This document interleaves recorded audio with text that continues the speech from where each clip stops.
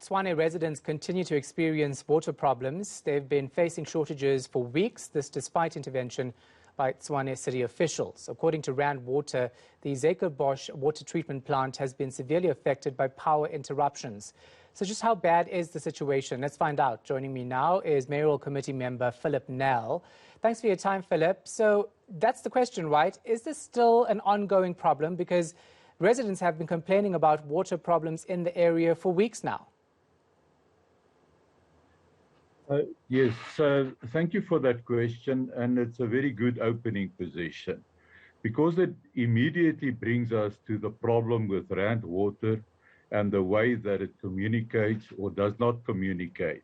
So this morning they sent out a message of panic about the water interruptions that everybody can expect.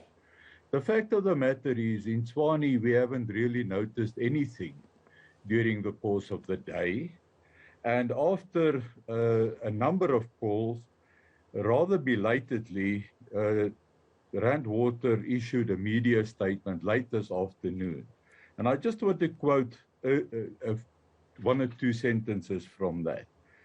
It says that after Eskom partially restored power at 17:45, it doesn't say which day. The fact is it was already partially restored yesterday. It further confirms that the power outage was fully restored just after midnight. And there it is. My information is that their reservoir levels never dropped to critical levels. Yet they send out the panic and they try and reflect the problems away from them every time, this time onto Eskom. Okay, so outside of the Eskom issue, there were also concerns about water shortages because of pipes that were affected, right, which were being repaired. And then you have this back and forth between Rand Water and the city of Tshwane saying, we're not to blame, they are. Have you guys discussed that at all? Because, you know, saying that we're not to blame is somewhat amateur when it comes to people not getting access to a basic service, which is water. Yeah, absolutely. Again, there, it took a few days, as long as 2 weeks from the first time that we had experienced again this problem, and it is seasonal. Now, Tshwane is blessed with beautiful views because it's quite a hilly environment, and 100 meters elevation difference is rather common in the municipality.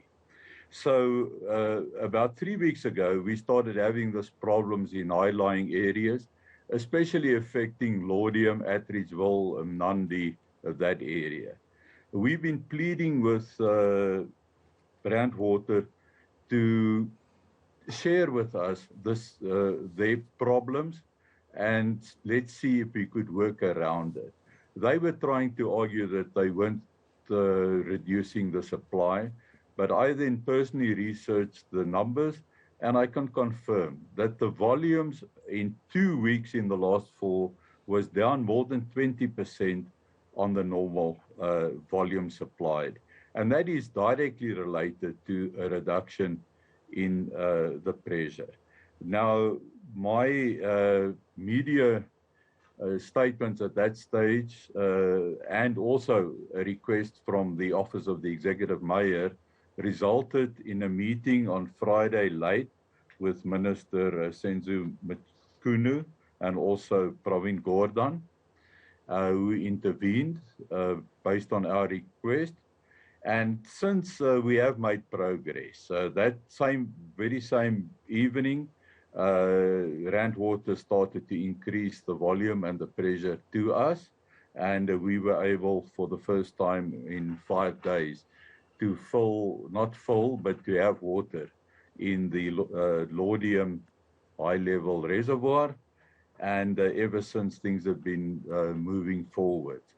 I can also report that this afternoon, there was a meeting between the technical departments on Tshwane and Rand Water, and I've been informed that it's an early sort of phase, but that Rand Water has identified that they are in a position to supply us with more water. It requires a test on a pipeline to confirm that it can actually handle this higher pressure. But we are very thankful for that positive step, and I'm sure that if this plan works now, that it will continue. The problem that we have from a planning perspective, it's the same problem with Eskom and with Rand Water. If only their conditions can be stabilized, then we can design around that. But the sudden changes in the supply conditions and then over longer periods, it's impossible for us to accommodate and buffer for that.